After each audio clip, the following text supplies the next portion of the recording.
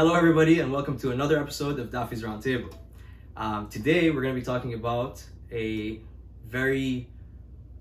situation that happened here in Ottawa.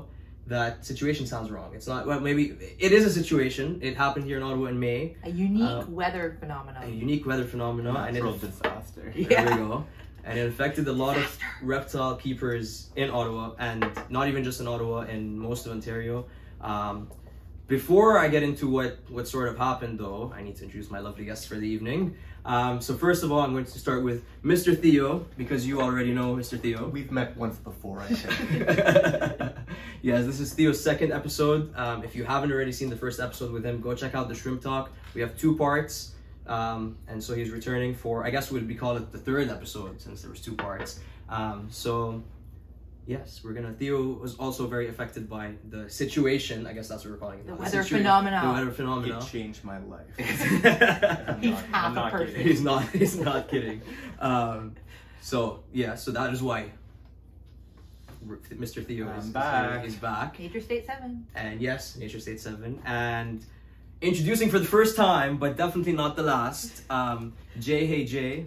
So I'm gonna give a brief introduction, quick story here. Me and Jen met through Kijiji, which is like... Sounds like it was like a want ad. what is it for, like, sort of like Craigslist. Yes. And I was selling some aquarium plants, and Jen came to pick up some aquarium plants. And then Jen had a very cute dog in the car with her. Very cute. Cabot. If you follow me, you see Cabot. Follow her to see Cabot. And so I played with the dog, and then I went upstairs and I was scrolling away. You said, "Can I pet your dog?" Yeah. And I went, I like this guy. That happened. So I pet the dog. And then we were I fell in love with Cabot, and then I went upstairs and I was scrolling through Instagram, and I saw a picture of Cabot, and I was like, this dog looks familiar. So I messaged her and I said, hey, did you just pick up plants? Did you just buy aquarium plants? And then we became friends. Turns out we were already following each other somehow. And you even chatted a few Instagram. times if you haven't had no idea. But also, that's not why Jen is here. Jen is an incredible breeder with, like, not just New Caledonia gecko, every species of New Caledonia gecko, and viper geckos and emerald swifts, and I don't know, maybe give him sandbones. She's our spider queen. Yes. Spider queen. Her reptile room is incredible. I will hopefully be showing it to you soon. Also somewhat affected by the situation. Maybe not as much. I was affected. You were affected. Yeah, but maybe not as much as Theo. all my preparation. All our preparation had it prepared. Made it. So we're I could be very cocky during the whole thing while poor Theo was crying. I was prepared. When you're dealing with aquariums, it's a different beast. Exactly. Sure. So we're kind of doing the yin and yang of the situation here. Yeah. Right? Okay. So I was supposed to prepare a little thingy to tell you guys how the storm went, but since I did not do that, I'm gonna read a quick thing online, and then The weather phenomenon. and then we're all gonna like quickly jump into what we know about it. Does that work? Okay, yeah. Sweet. Okay, so May 2022, the Canadian, I had to look up how this was pronounced, by the way. Derecho, actually. Derecho. Google got us. Okay. Derecho. Yeah. So the Canadian derecho, which was a high-impact derecho event that affected, it says Quebec City, Windsor corridor. I don't know where that is. We're in Ontario. It affected us. It went all the way from Toronto right down to the US. It was far. 1,000 kilometers. So it says here 1,000 kilometers. The winds reached up to 190 kilometers per hour. Described by meteorologists as a historic derecho and one of the most impactful thunderstorms in Canadian history. So basically, I guess how you explained it earlier was a whole bunch of really high intense tornadoes touched down over 1,000 kilometers. So that's like, they can't even count how many tornadoes just dropped down over that. So we're talking about a huge area that was impacted, and like intense tornadoes that just took out entire buildings and infrastructure, and therefore power. Yes, so that's the main thing to get into. Power was out in a lot of Ottawa for a very long time. Like, I was actually driving when it happened, and we had to pull over. Everybody had to pull over and get off the road because it was crazy. On my way home, I had to take, I think, 6 detours because there was like telephone poles on the street. There was trees everywhere.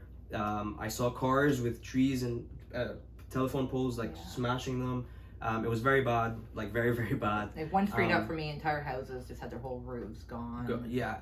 Roofs were thrown, cars just like it was intense. It was crazy. And actually, Jen, you also mentioned earlier something about the agriculture. Yeah, because the east end of Ottawa was also hit because it was such a large span of area, and like there was multiple entire farms. So we're talking like with heads of cattle, like 100, 200 heads of cattle just wiped out. Because that's where the tornadoes touched down in that area. Jesus. Like it's we're crazy, literally like just hundreds of crazy. cattle just gone. Barns, like we're talking barns like the size of a neighborhood just gone. Like 100%. It was unreal. Well, so another thing that's put here is that the insured damage would cost 720 million in Ontario and 155 million in Quebec. Yeah, like if you're from anywhere from Toronto down all the way into Windsor, you know how bad it was. Because, 100%. It was actually mentioned, like, I don't know if you guys saw the Exoterra episode, even Jesse in Quebec was affected by the same derecho. Yeah. So personally, it's a cool name. It is a cool name for a tornado. It's a good name. Honestly, Not as scary as it should be. No. What would you name it, Theo? The tornado. The PTSD is setting in. Theo's starting to relive it. Yeah, no, I am a little. Yeah. My heart is beating a little bit. You're like, do I have to go back? No, this is therapeutic for me. I don't know, talking to you guys and all of these lovely people. Like this is you. good. You were a shell of a man. We did a Reptile Expo. Yeah. Us as a group. He was. I wouldn't say shell. I would say he was a bit. Crazy, like coming out of it with good, like crazy energy. Yeah. At first I was sad, and then I got a bit crazy. But I was lucky enough to have good friends and lots of people that could sympathize, like reptile and aquatic people that could feel the pain. Yeah. But I don't know. All these things, all you got to do is laugh as much as you can. And reach out to the people you know and trust in the community to ask, like, what do I do? Like, so that's the intention here, right? Is to provide the survival guide so that everyone can be prepared for if something like this can happen. Because like we're responsible for these animals. You gotta be ready for when shit hits the fan. Exactly. So like as Theo said, the intention of coming together for this episode is kind of like, actually I like the way you put it, sort of like a survival guide for if this event was and not even just for like something intense like this, but you can have a small storm that can knock out power to an area for days. And like we were very lucky because this happened in May, and we were hit in Ottawa a few years ago in September, which are very temperate months. But like if this happens in July or February, like we're talking no power when it can be 35 degrees or minus 35 degrees, and that can be dangerous either way. And that happens. Like so, we need like Theo said, we are responsible for these animals. We need to have plans in place for them. And today we're going to give you some of those plans. And relive the trauma. Yes, and relive the trauma, especially Theo. You're ready for this. I'm looking forward to it. But yep, this is. I think the word is cathartic. Like, let's just get it out here. Let's do it. Personally, I wasn't affected very much. I was affected. My power was out for 4 days. A few things did stress me out, I'll say, but in the whole scheme of things, it wasn't too bad for me. What were you most stressed out about? What was I most stressed about? I was most stressed about the eggs in the incubator. That was like that was basically it for me. Like that was the big stress for me.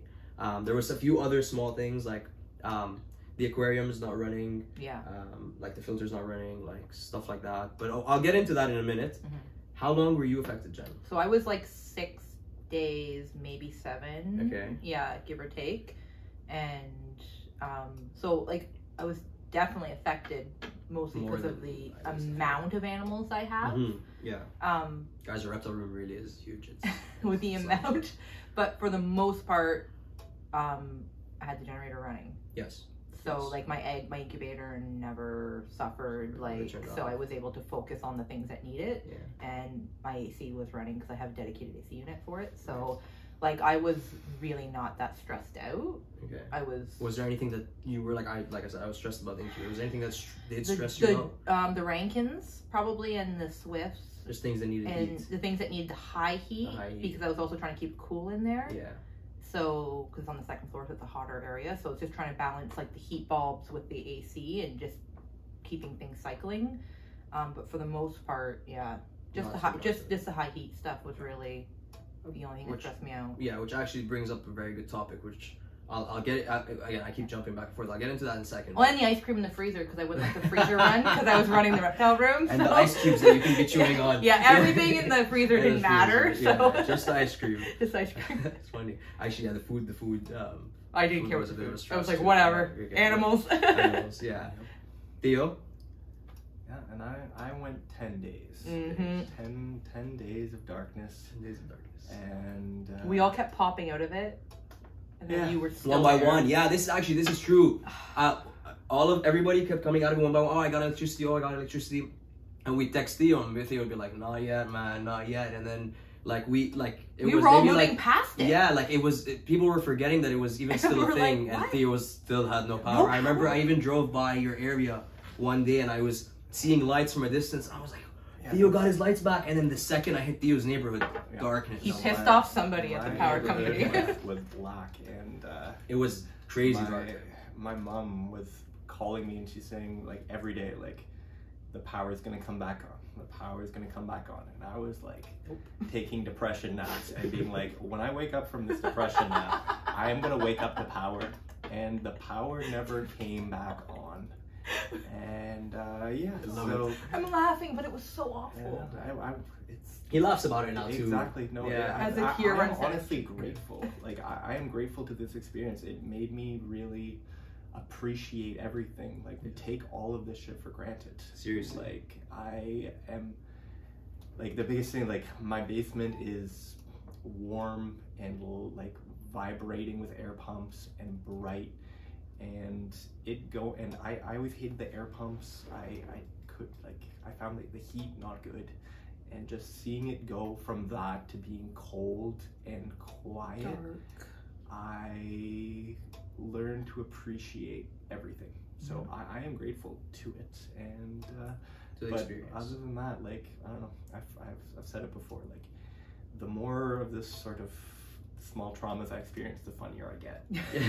Accurate. I just keep laughing. I just keep laughing. You weren't laughing in the moment, but afterwards. I was. And the last couple of days he started. I first few days he positively. Yeah, it's true.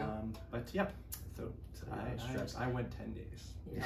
It's funny that you brought up like your depression naps, because I would be the same thing. I'd be like, okay, I'm leaving the house right now because I'm gonna go charge my phone somewhere and get food, and I'm sure when I come back, power's gonna be back, and every time I disappoint myself even more and more and more. Well, and I have 4 kids going without their electronics. Yeah. Oh my god. So like I also had that stress of them being like, when's the power come back on? And I'm like, listen, I've got your Wi-Fi running. I'm charging your iPads. Can everyone just breathe? I'm focused on the animals. Yeah. Were they stressed about the animals as well? No. Not as much. Not as much. Kids are selfish. Yeah. They just snap into like, this is so unfair. This is so unfair. Yeah. And it's also hard for people to understand until they've experienced it. Like we say, like 6 days, 10 days. And it sounds like nothing. It seems like nothing, but in the moment, like every day feels like 36 when you're stressing, hours. You're stressing. So okay, let me get just to like kind of lay out the scenario. Let me get into like a bit of like my situation and like how like the small things. Like okay, so for example, let's start with this topic. So one thing that I was doing was I wasn't feeding. Yeah. I don't know about you. Like, for example, Jen, with the high heat stuff, there's no metabolism because there's no heat. So and there was no cricket delivery that week. And there was no cricket delivery that week. That is true. But, like, in general, like, I had calmed down feeding. It was kind of like I immediately went into let's cool version. Like, you know, everyone calmed down. I don't know, like, Theo, maybe your situation's a little bit different with the fish. Like, well, the metabolisms are impacted by heat. So it's, like, science. So that's one thing, and they can go like all of these animals can go long times without eating. Oh, of course, of course. Like when they're healthy to begin with, we like to feed our animals a lot. Like they can go through this period of time and eat completely fine. Yeah. But the stress is not knowing how long this period of time is, well, right? And the stress is also that it was spring, so it was beginning of breeding season. And everybody needs to be, and everyone needs, so you're also worried about that. Yeah, exactly. And then the other thing, which like hadn't even occurred to me until day 2, that this didn't even cross my mind, because I've had the Mist King running for so long. The first 2 days I was like, of course the Mist King's running, and then I was like, there's no electricity, nobody's getting this. I had to hand mist for those 6 days for the first time in years. Yeah, all of our lives are your timers, crazy timers, like everything. Yeah. Well, when the power came back on, for me it was the middle of the night. Did you have to reset all the timers? Well, the stuff that was still plugged in came on. Like it was all like there was lights on everywhere. It was lights on everywhere. That's funny, because I was walking into different rooms in the house and turning on and turning off lights. So when the power came back, all the lights were on. Yeah. Maybe the power's on in my bathroom. Yeah, exactly. Who knows? I know it's subconscious. You know, you walk into a room, you just stop the light, and you're like, oh yeah, and then just So those were 2 big things. Like, you know, you don't think of these things. But I'm gonna the big stress. I'm gonna jump to the big stress. Actually, the aquariums too, without the filter. But I was going in there and just creating some surface tension. Body with the whisker. I just go in there and like beating the shit out of the fish. Just making sure there's some surface tension, some bubbles going on, you know, like I did a couple of days. You were blowing the straw. I was blowing the straw. When I was younger and I had sea monkeys, I used to do that. Yeah, I remember that. Just to keep the, as if, you know, doing it once a day was going to help. Even in this situation, doing it once a day isn't going to help. But it was more like just a peace of mind thing for me. Although I wasn't really, like, to be honest, I had like forgotten about the fish compared to like how much I was stressing in here. The incubator, the big one, was a big one. I took it up to my room. I wrapped it in towels because my room was upstairs is much hotter than here. I texted you at that point and you told me to use the hand warmers, and I put in some hand warmers and I put some hot water bottles in there and stuff to keep the temperature. But the problem was there was still fluctuation, right? It run out in the middle of the night, like it would drop for a couple of hours, come back. So I was really stressed about the eggs not hatching. Now this was in May 2022, and I'm happy to report that like 80% of those eggs hatched. I did lose a couple of Stenodactylus eggs. I'm not sure if this was affected, and actually the other pair of Stenodactylus eggs that did hatch are considerably weaker somewhat than the previous ones. I don't know if I can attribute it specifically to the incubator or the fluctuations in temperature, whatever. But everything else seemed to do okay. The dwarf Cameroon geckos hatched, the other headed geckos hatched. Like I had a bunch of species in there, everyone did well. But that was it. Like, you know, like I wasn't really crested geckos can go a couple of days without eating. The mountain horned dragons can go a couple of days without eating. Like there wasn't really anything that stressed me out too much. But then you guys had a bit of a different situation. So let's go, Jen. Why don't you tell us a bit of your experience? Well, for me, I've been breeding for on and off for many years. So like how many years, Jen? Yeah, please tell us, Jen. Oh God. Like I was breeding like 15 years ago, crested geckos and such. So more than 15. More than that. God, stop telling me how old I am. God, you youngin'. Sorry, I didn't mean that. I just meant you're gorgeous. But basically for me, I've had power outages before, like over the years, and I was hit in the area of Ottawa back in 2018 or 2019. Yeah, when it was hit, I was in that exact area, so we were out with power. I think even longer then, and so like I learned a lot from that. So for me, like I had my dedicated generator, I have a dedicated heat source, dedicated AC. I had all my tanks set up on runs. I'm big on runs for my Mist King. I'm big on runs for my electrical. Can you explain that?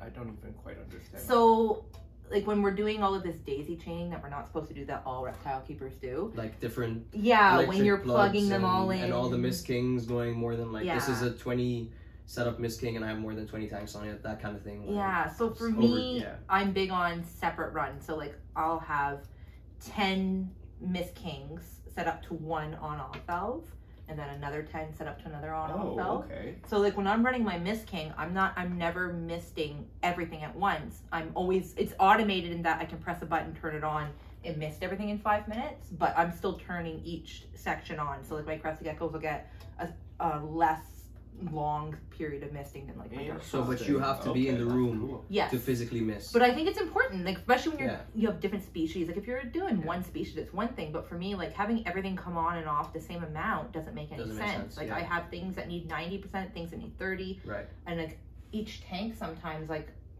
one tank would be drier than the other. 100%. So I'm visually looking at everything when I'm misting, morning and night, and like I might skip crested gecko's night misting one day because it's just they're wet. They're wet. So and same thing for electrical. So like for me when I'm setting up all of my daisy chaining, which none of us do with Reptile, never. No one. Not a fire hazard. Nobody did. None of us have 100 things plugged into 2 outlets. But my parents came when my parents were here. The only thing my dad was stressed about in the reptile room was how many. Yeah, he is. The only thing he was stressed about in the reptile room was how many plugs I had plugged into one thing. He was like, this is gonna start a fire. You're like, look away, Dad. Yeah, look away. Don't look here. This is an industry standard. So, but when I'm setting up like plugging in my tanks, I already have it in mind. Like I have my high heat things plugged together in one outlet, and then I'll have. Or one outlet on the thing, and then I'll have like geckos or like I'm keeping like 35, 40 different species, so I have things kind of set up based on that. So really, the power went out for me, and it was like, I'm ready. Let me try it. And we've had the power go out. Like I'm in the country, like on the water, we get storms. I've had the power go out for 12 hours here and there, and it's like never a big deal. But like this was obviously something that was going to last, so like it was immediate. Like get the generator set up, get ready and go. So for me, I literally went up to my reptile room and just took the like 6 plugs that are essential animals, like my incubator plugs, my emerald tree skinks, my swifts, my like my beardies, all that stuff, my snakes, and they all fit onto one power bar after being daisy chained. But literally, they're all daisy chained, and then they're daisy chained onto that one bar, and then that I have a long extension cord ready. I plugged that in. I brought that down. So heat was everything that needed heat was heated had heat, and like I turned off the I don't have the UV on the same as the heat. Okay. So like all the UV was off because I mean it's you can go without UV for a week or two. There's no point in wasting that. Yeah. And like I really had to switch around like 1 or 2 plugs only. It was actually good because I was like, oh okay, I will change this in my future. In my system. Yeah. Now you know what you need next year. And then it all ran out of one industrial power cord down the stairs. Look at Theo going like, I was very prepared. But you're everywhere. That is one of the things that I am going to. I haven't done it yet, but like to already have everything set up so that if things do go awry again, I just have to change it. And I've had things go awry. I have. So like part of me, like, and I moved into this house 2 years ago. And like you saw my old setup, like if you follow me, you know I moved, and so like literally like I had all the experience from that. Right. I set this up from the start to already go. You know what? That's interesting to say that. Before this, I never had a reptile room, right? Yes. So I just had things like just different tanks set up everywhere in the house. When I moved here, I set up my first reptile room, and now if I move, you would do it totally different. Totally different. Yeah, 100% different. Yeah. And like even now, I'm already like changing things around. You kind of learn how. When I moved in, the first 5 days was just the reptiles and plants. Yeah, that was it. There was nothing else. I moved the reptiles and plants and not plants, but the reptiles and like the setups and everything in a week or before I moved in. Yeah. And whereas like my setups have been in the same place for 10 years, and I very much feel like it's like a modern civilization that's built onto the ruins of like something ancient. I really wish. Theo's reptile room also very, very well. Reptile room? I shouldn't say reptile house. Room. Reptile. No, not reptile. It's fish. It's animals. I have water in my blood. Yeah, it's everywhere. It's more of his fish room. That's even the reptile room, but the fish room is really impressive. I would love the opportunity to start from scratch again. Yeah. Like not in terms of everything, but in terms of just set everything up new again because, but. She works. She runs. Yeah, but again, like it's also. Well, I mean, you're doing it kind of, right? You're moving things around, right? Yeah, I've refined everything nice, but to just reset up all the racks and clean behind them. Yeah, always some areas. Yeah, I'm sure there's a lot out of sight, things out of mind. Yeah, so for me, like realistically, it was like good plug, and then AC. Yeah. And check my wattage, and then like. Okay, kids. Was there anything that stressed you out? I already asked you this, but was there like if you maybe like the kids. Kids stressed me out. The ice cream.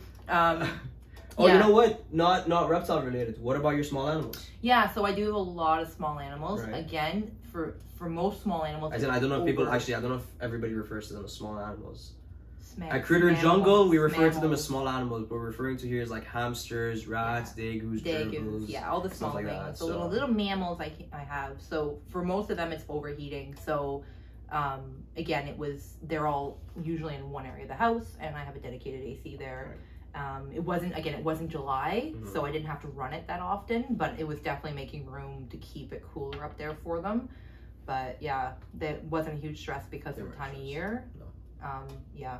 No, so that was the big thing, like time of year. Yeah, of course, because February -40, -35. And I carry like even my tanks are in the reptile room. There's a couple small things around the house that I just relocated for the short term. Some of which I haven't moved back yet. Ever going to move back? Yeah. But yeah, and then definitely the incubators were a bit of a stress because there'd be times like the generator ran out of gas in the middle of the night. Okay. And so like. So that's, you gotta fill the generator. You gotta fill the generator before you go to bed, and then the wife didn't do it. Yeah. And then you're like waking up and you're like, the incubator! And she's like, the fridge! And I'm like, the incubator! Never agreed. I actually ended up moving the incubator on top of the fridge because she was really good with the fridge.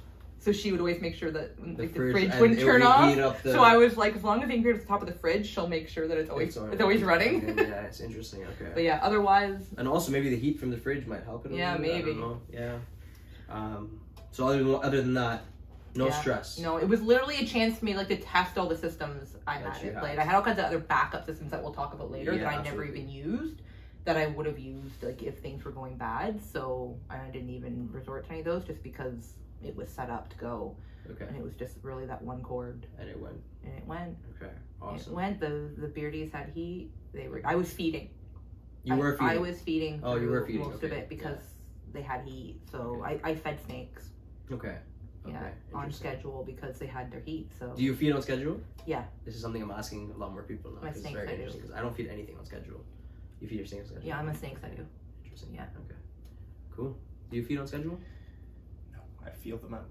You feel them out? Like the babies, yes. Yeah. The babies for sure. Every 5 days. I enjoy feeding the babies. Yeah. But the adult females, then yes, I like to feed them a lot. But I don't know if this is real, but some of an article I read was talking about how we overfeed snakes. 100%. So yep, definitely I try to wait for snakes to be hunting around. I will rarely like lift up a hide and be like shove a rat in their face.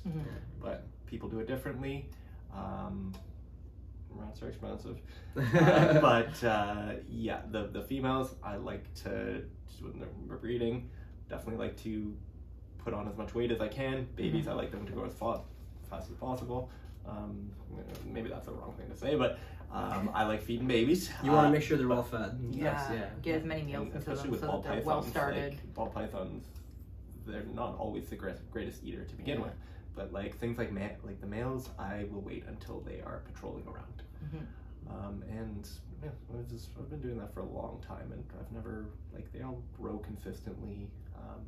I don't have what I would consider obese snakes. Do you keep records then? Because I wouldn't remember if I didn't feed everybody. But you're breeding. Yeah. Yeah. Okay, it's different. Yeah. I do not keep records. No, how do you? Yeah, because I also the same way. But that brilliant brain of yours. Yeah, it's just the only thing I got going on. So, I just try to there's a great line. Like you got to go with your gut. You gotta go with your gut. Yeah. When my heart tells me, when my gut tells me what to do, I use my brain to sort of temper it. But I know when a snake is hungry, and like a snake sometimes will just strike and feed even when it's sometimes not hungry. And I don't want to do that. Oh. Taz will eat if 10 times a day if I let him. He will not miss a meal. I remember the Samboa thing though, because I'm only keeping Samboas, and I just drop them in, and they either eat or they don't. Yeah, but I need to drop it in all of them, so I remember that. Yeah. See, again, that's sheer numbers with you. You have to have a system. It's different, right? Yeah, that's true. I didn't mean he's not breeding, but like a slightly smaller scale in the on the reptile side at least. So maybe let's dive into this first. Jen, what were some things other than the generator? Some, first of all, supplies? Well, I think you can't say other than the generator. That's the big one. You just said other than the generator. No, because you just reduced the generator to this tiny little thing. Fadi was... I didn't have a generator. was messaging me at like midnight going, where do I get a generator? That's true. That's true. That's I think you went to like 3 Canadian Tires. I did. I went to 3 Canadian Tires and 2 Home Depots. You're like, why are they all sold out? I don't know, because everybody doesn't have a generator. Yeah, I was late. And then Kijiji flooded with generators like the week after this all was it actually? Oh yeah, everyone's trying to stop. Because like, everyone's like, oh, I got through the storm. And it's like, no, this can happen again. So I think other than a generator reduces something very important that is a huge investment. So it's easy to say other than the generator. A generator can be $400 or it can be like $8,000. Actually, I'm going to fix that. When I was doing my research for said generator, I found out that the $400 ones actually are barely enough to like run. They're next to nothing. You're gonna charge a phone. And it's hard when you're in this like industry. You drop money. You drop money on like animals, forget the animal. This costs money. Yeah, 100%. The lighting, like this is stuff the rack itself.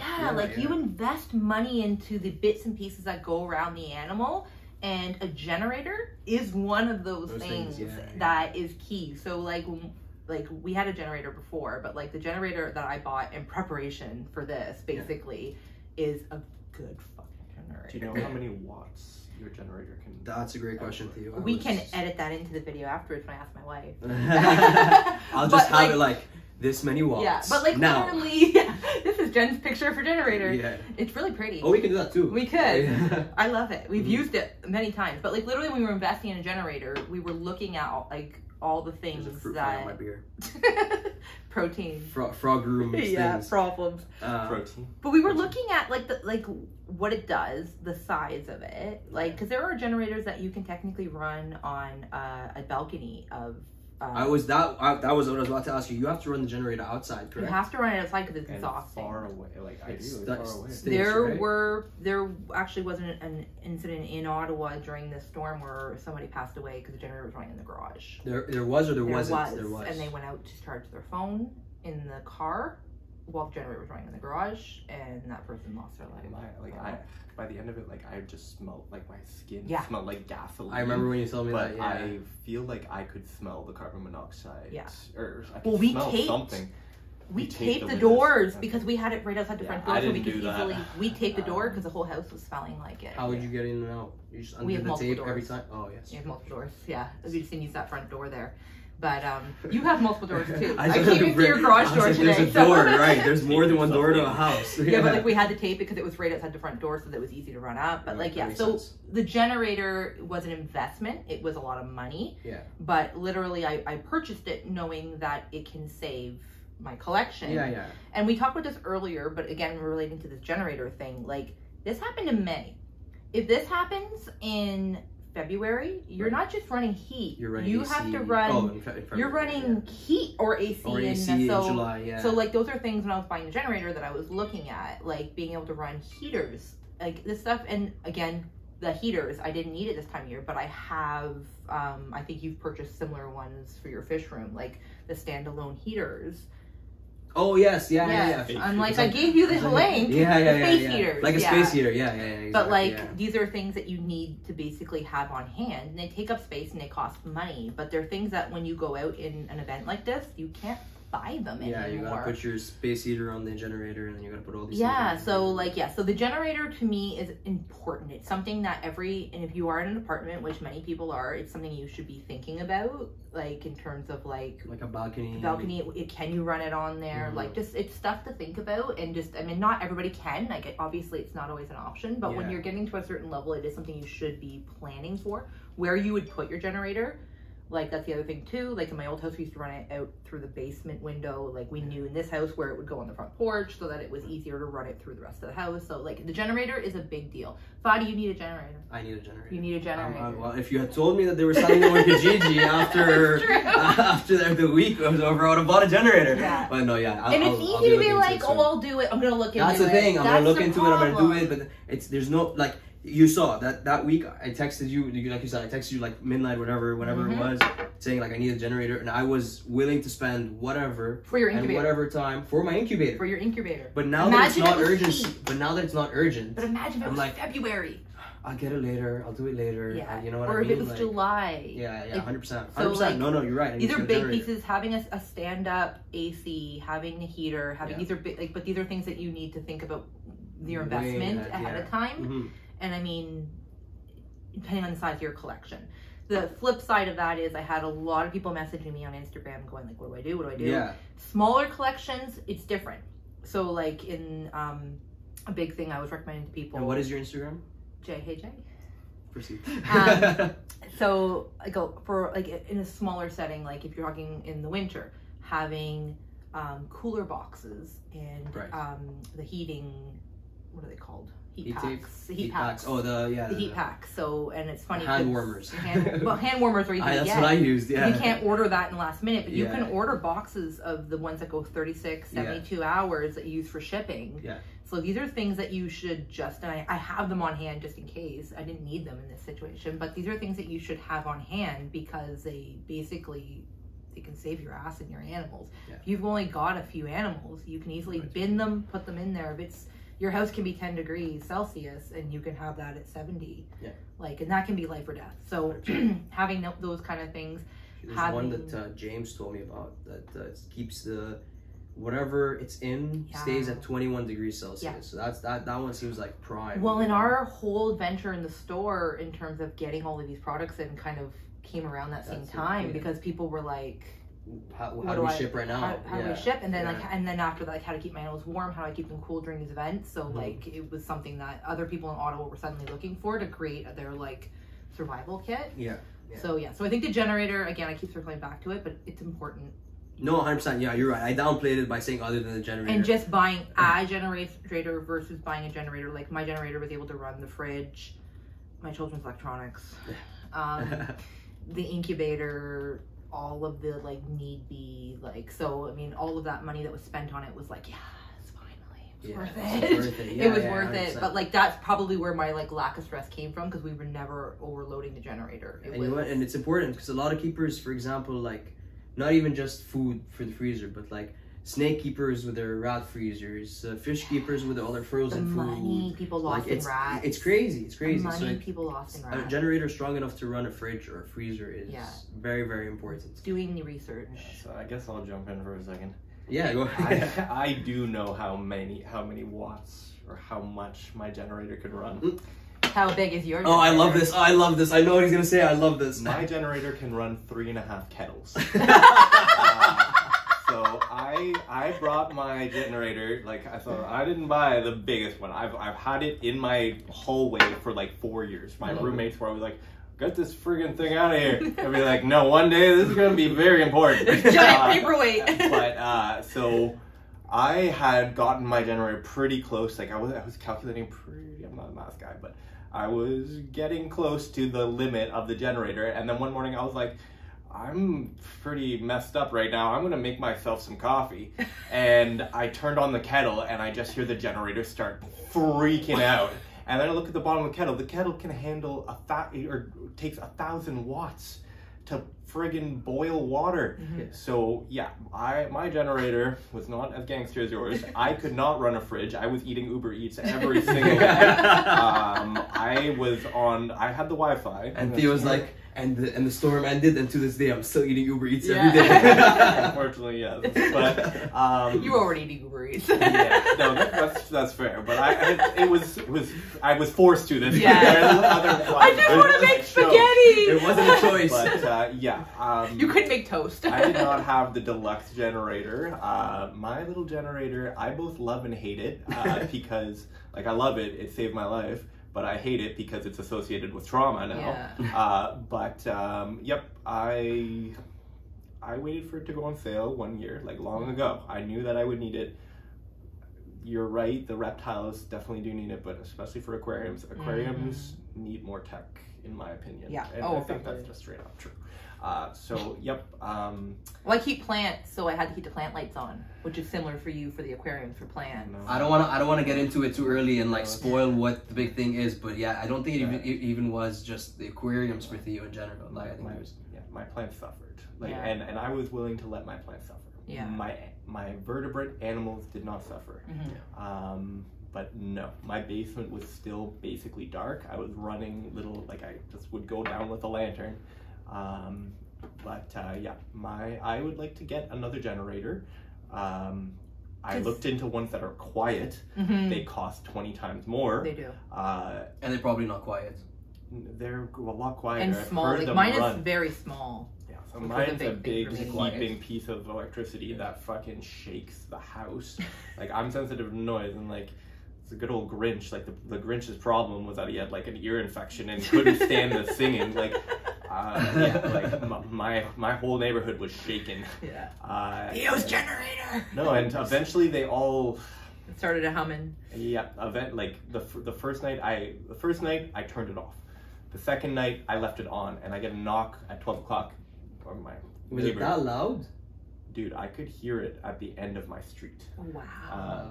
Were you the only person on your street with a at the beginning? At the beginning. I was. That's where all the generators went. I already had 10 days over here. But then, so I got a knock on the door. Be like, "Are you gonna run your generator all night?" I'd be like, "Fuck yeah, I am." I am. And the law was in place that in blackouts you can run it. Wow. Like, I feel bad for the animals around because it probably messed up the birds and stuff like that. My Cresties are in a bedroom that was sort of close to it, and I could tell they were a bit shaken too. But you gotta do what you can. I hadn't even thought of that because mine's under my bedroom window, but it was quiet. So fuck. Subtle flex from Jen. Yeah. Mine's quiet. You want to know how many amps it is? It doesn't matter. It's quiet.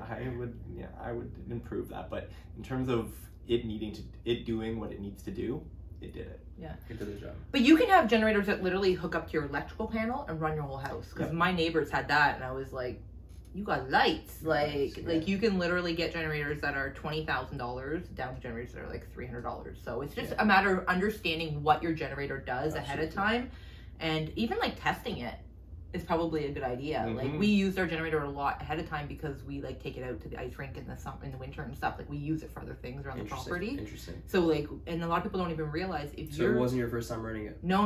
When you spend money on a generator, you want to use it for all the things. Yeah. Let's just go run lights anywhere just because we can. But really, like, running your generator is important. Like, you can't leave your generator with gas in it for 3 years not being run. So like, once you've turned on a generator, you do have to like run it so often. But it's good. Like, it's a motor. Motors need to be used. No, 100%. So yeah, these are all things that are really important that no one wants to think of until the moment. But generators. Yeah. Okay. 3 tea kettles. I'm gonna say versus all the way to running your whole house. I'm gonna say other than generators once again, and I don't mean it to downplay generators. Please don't take it as me downplaying generators. I think I've stressed the generator enough at this point. But we've talked the generator. Yeah. Say what other systems? So again, the heat and the cooling. And again, both of our events here in Ottawa have happened in temperate months. Yes. But heating and cooling. So these are systems that you had prepared but didn't have to use, right? No, well, I always my AC was still running even in May because my reptile room is above the loft, so it's a really hot area. So I was still running. Like, I have my AC running from May until like October because it's such a hot room up there. Like, you would never be able to keep reptiles up there otherwise. Okay. So for me, and you have it running May until October, so okay. So you're running it in winter. I'm running it cool. Like, it gets hot up there, especially with all it's in a closed room, so the animals don't get, the cat doesn't get in, and such. So it gets hot. Okay. So she's not worried about Cabot. No, Cabot is a sweetheart. She's worried about the cat. And the cat would never eat anything. He would just want to be friends. Yeah, like, it's true. But yeah. So realistically, I know not everybody can have a stand-up cooling system. Yeah. They run $300 to $1,000 for a stand-up unit, and they're not the ones that fit into a window. They're the ones that go on a floor and have a tube that can go any window. Your unit can be lower. I've had it running in a basement. I've had it running on top floors. The portable ACs. Yeah, the floor units, not the window units. But like, I really suggest having one if you have a lot of animals, because. Do you think fans are a good replacement for those AC units or no? No, because you're blowing. If it's July and you have no heat, and it's a heat wave, and you have no power and it's a heat wave for a week, you're just like, but Jen, Cresties will die. But Jen, what if I put ice box in front of the fan? Yes. Well, no. So ice packs are great. So like again, a lot of people who were messaging about keeping dart frogs cool. Yeah. Like in apartment buildings and stuff where What would like they it do? was getting hot because there was no AC and you're in a closed area. Okay. So ice cubes on top of the tank, great way to do it. You can't make ice, so you have to go buy ice. Yeah, so you that's want to the make other sure you problem. have your coolers ready That's the to other be problem, able to yeah. keep. But like yes, cool water and ice will do a lot. I've chatted with lots of people during just heat waves who have power but just don't have AC. Don't have AC, yeah. And that's a great way to keep them cool short term. But like if we're talking about, It's funny, I've had that conversation 4 times this week. yeah, Because of how hot it is. how hot it is, yeah. And it is a great way to do it. It Keeping is. the big ice packs in your freezer Mhm. so that if the power does go out, you have them ready to go. Putting them on top of tanks is a huge difference. It can mean life or death. But if you're talking about a setup, I really do think you should have a portable AC. It's just, and again, that's my preference. I also have my reptile room in top floor, not a basement. Yeah. So it's something It's I worry different, about, yeah. but I think it's important. And having just a little, like even a 1500 watt heater Yeah. is Important. like important. You plug that into the generator. Should I go and you grab it can and, like, keep, put it on the yes. camera? Yeah. Flash the Amazon No, affiliate that's- link. So, yeah. Daffy's Reptiles get 10% of all proceeds. Daffy That's a said- great, okay, you know what? We're going to pause right here. I don't usually do this, but we're going to take that advantage to do this right now. If anybody is looking for isopods or supplies for a bioactive vivarium or anything of that nature, go check out DZD's Reptiles. I'll put the link in the website here. Use the code Daffy10, you get 10% off.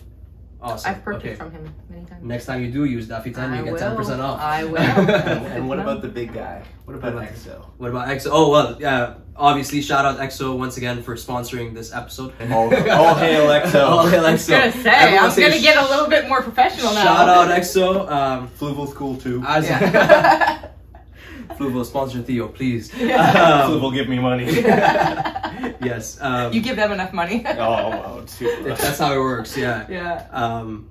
Yeah. No. Shout out Exoterra for sponsoring this episode. As always, Exoterra creates products to make your pets feel at home. So Yeah. go get some Exoterra products.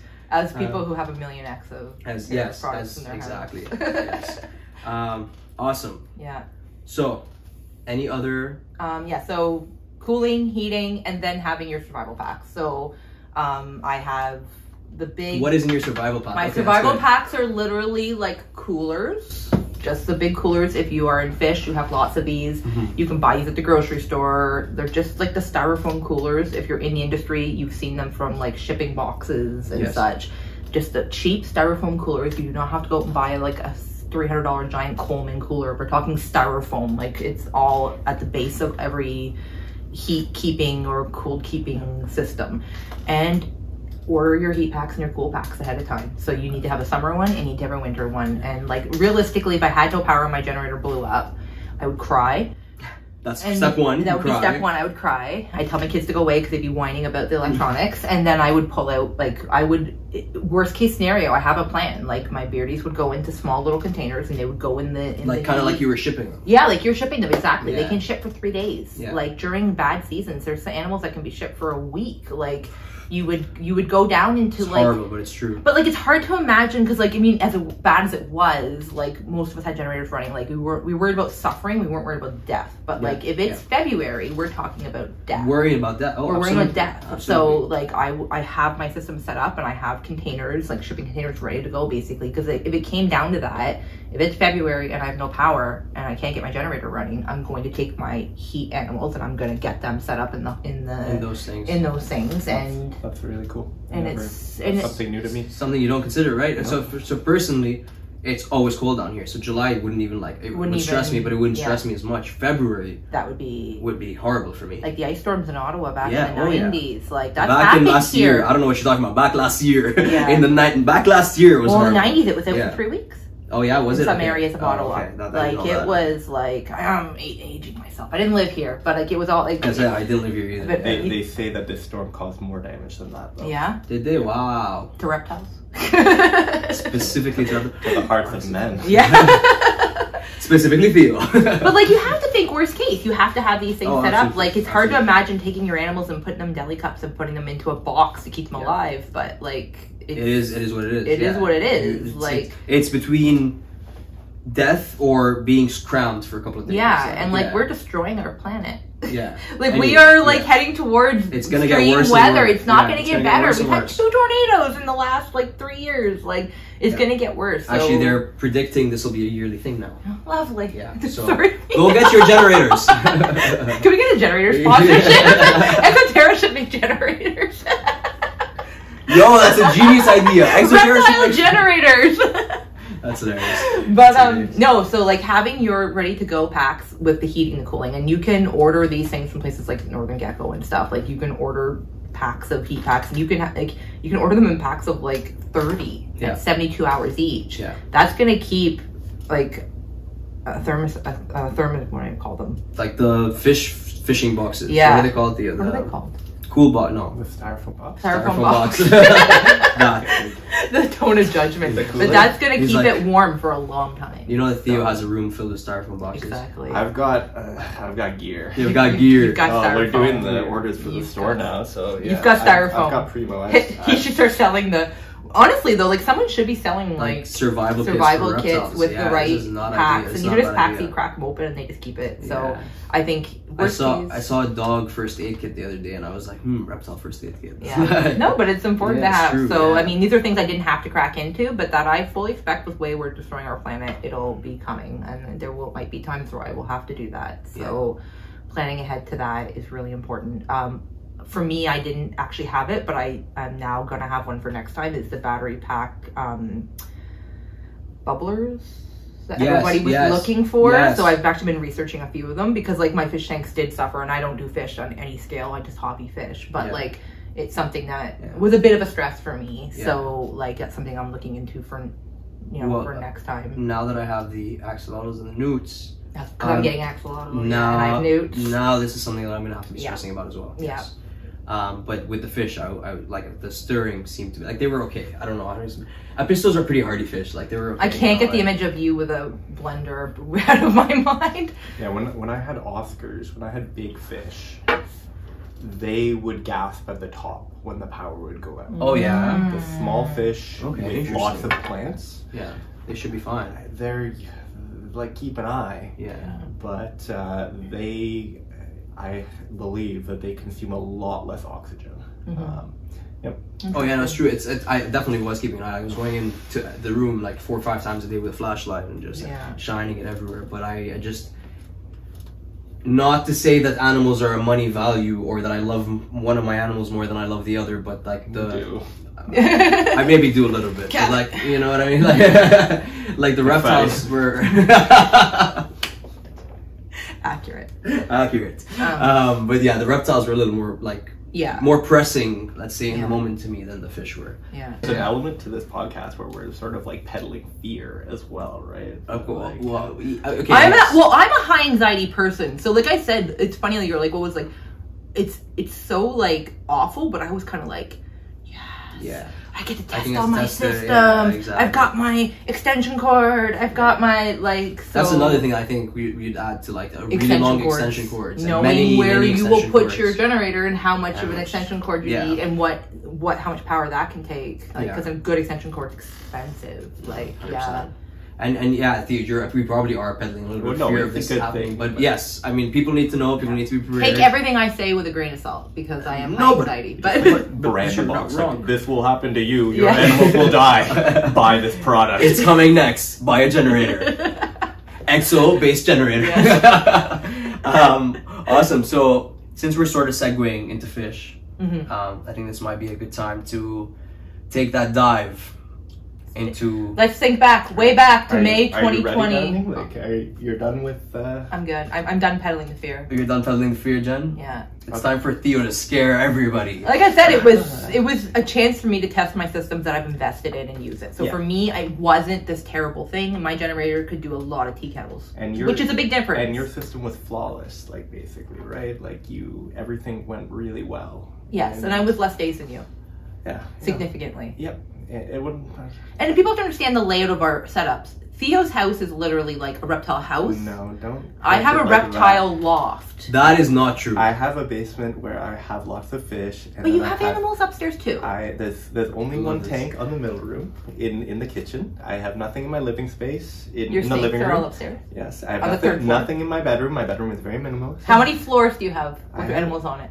Well, how many floors? Just give me an answer. Between 1 and 10, how many floors have animals on it? 1 and 10. Wait, how many floors do you have in your house? How many floors do you have in your house? 3 out of 3 floors have animals. I literally have 1 out of all my floors. Yeah, no, that's where, like, on Discord, when you were like, "Oh, I'm the biggest, baddest motherfucker around," I'd be like, "No, Jen, I'm getting up there." I went to your place and I was like, I eat my words. Yeah, so we're both Titans, and this is like, before we get into it, I wanted to just talk about like the 3 of our relationship, and also good old Critter Jungle. And it always comes back to the jungle. Yeah. Shout out Critter Jungle. Critter Jungle is a good place. So I talked about it last time. Come by Critter Jungle. It's a good store. It's run by us interesting people. We were talking to this girl recently, and she was like, "Oh, I want to come work here. Like, I've got my manager is a bully." Yeah. And like I can't remember what Derek said, but basically like, we're all bullies. Yeah. We bully each other. We're all interesting people. Yeah. Come meet us. We're very friendly. We're a family. We just don't. Honestly, guys, I started Critter Jungle 3 years ago, and that's it. Like, it's a great place to be, both energy wise and like supplies and knowledge wise. There's a very interesting, diverse group of staff, and everybody knows many different things. So if you're in Ottawa, stop by Critter Jungle. Or come down. I don't know why I always point when I do the sponsor thing, you know? Critter Jungle. Over that way. Critter Jungle. So yeah, Jennifer, you have added a lot of very positive things to the jungle. Let's get dark. Sure. Take me to your dark place, Theo. One of the best things you said to me was that I can't remember, I'm going to paraphrase everything, but you're just like, I like you because you do something that I don't do. So you are very much terrestrial. You are the plant lady. An excellent plant lady at that. You're the queen of spiders. I love you a lot. Spooter. I am the aquatic person. Yes. And Theo's the fish king. No, not fish, but and I'm not a king, but so humble. I do like things Water that are wet. That maybe that kind of wrong, but I do.